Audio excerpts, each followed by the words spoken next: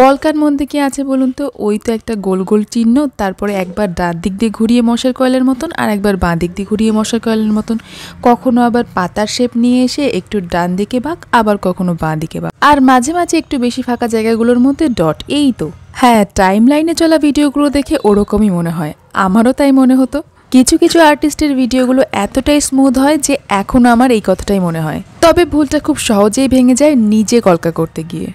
ভাইরে ভাই, কি আর বলি, আজকে দিয়ে আমি 4th টাইম কলকা করছি, কিছুতেই সূক্ষ্ম ব্যাপারটা আসে না। তখন মনে হয় আমার তুলিটাই খারাপ, ওরা তুলিগুলো ভালো কেনে তাই ওদেরগুলো এত সুন্দর হয়।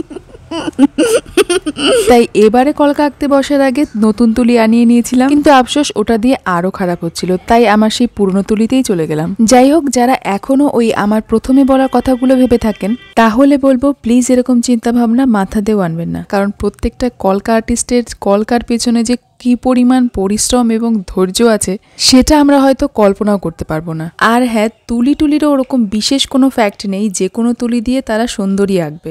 বেশ কিছুদিন আগে সম্ভবত জগদ্ধাত্রীর পুজোর সময় কোথাও একটা আলপনার কম্পিটিশন হয়েছিল, তো ওই কম্পিটিশনের বেশ কয়েকটা ছবি আমি দেখেছিলাম ফেসবুকে। বেশ কিছু ছবির নিচে অনেকে কমেন্ট করতে দেখেছিলাম যে এটা তো আলপনা নয়, এটা তো কলকা করেছে। তো তখন হঠাৎ করে আমার মনে হয় যে কলকা আর আলপনার মধ্যে ডিফারেন্সটা কি হতে পারে। তো তখন আমি একটু এটাকে জানার চেষ্টা করলাম। তো অ্যাকর্ডিং টু চ্যাটজিপিটি, কলকা হলো ডট, ছোট ছোট রেখা, আমাকৃতি কিছু চিহ্ন দিয়ে পুরো ডিজাইনটা। সহজ ভাষায় বলতে গেলে একই মোটিভ বারবার ইউজ করে একটা বড় জায়গা পূরণ করা। এগুলো নর্মালি কপালের যে ডিজাইনটা করে কাপড়ে এবং মেহেন্দিতে করা হয়। আর আলপনা মূলত অনুষ্ঠান ভিত্তিক বিভিন্ন নকশা।